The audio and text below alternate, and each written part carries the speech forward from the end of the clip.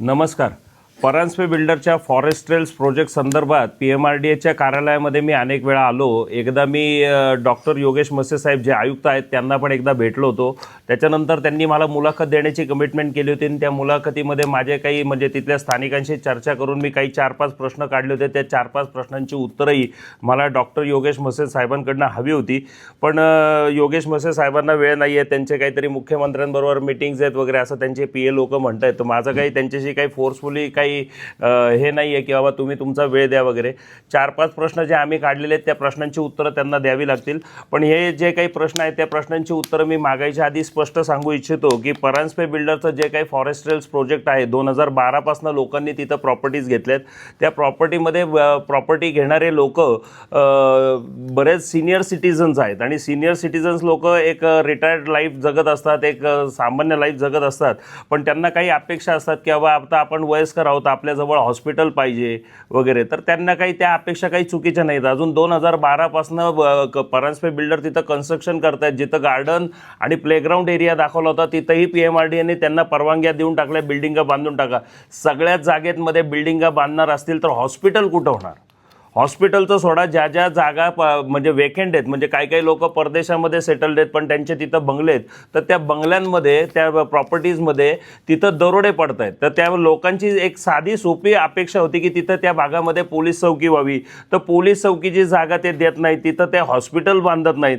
तर एक senior citizen माणूस एक सेफ म्हणून लाईफ कसं जगणार?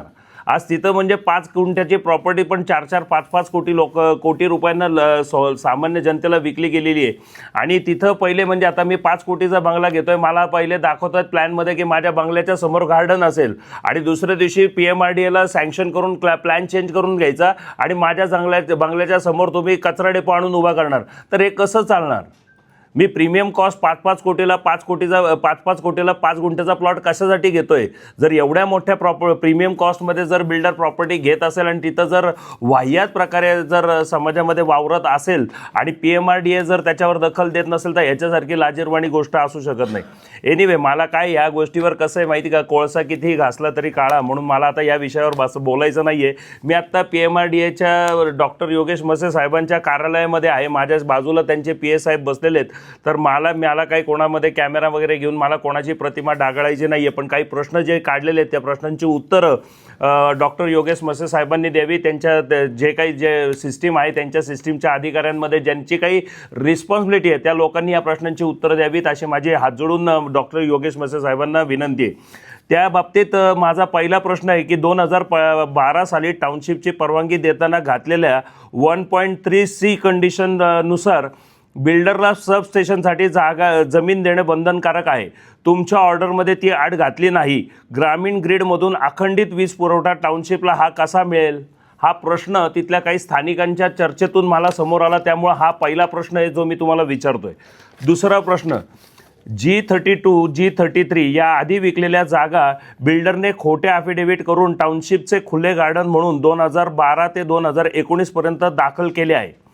2012 साली दिलेल्या परवानगीनुसार 844 आणि 53 प्रमाणे व MRTP ॲक्ट सेक्शन 51 PMRDAची व लोकांची फसवणूक केल्याबद्दल बिल्डरला दोषी ठरवून कायद्यानुसार त्याची टाउनशिपची परवानगी का रद्द केली नाही? हे पण तिथल्या लोकांशी जे काही चर्चा झाली त्याच्यातनं निघालेला हा प्रश्न आहे. त्याचं उत्तर PMRDAचे आयुक्त डॉक्टर योगेश मसे साहेबांना द्यावं लागेल.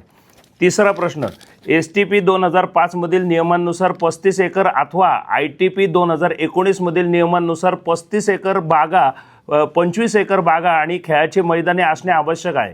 आज 13 वर्षांनी 1 एकरसुद्धा बाग आणि खेळाचे मैदाने अस्तित्वात नाही व या सर्व ठिकाणी अनधिकृत बांधकामे PMRDAच्या संमतीने राजरोसपणे सुरू आहे. तुम्ही हे अनधिकृत बांधकामे का थांबवत नाहीत?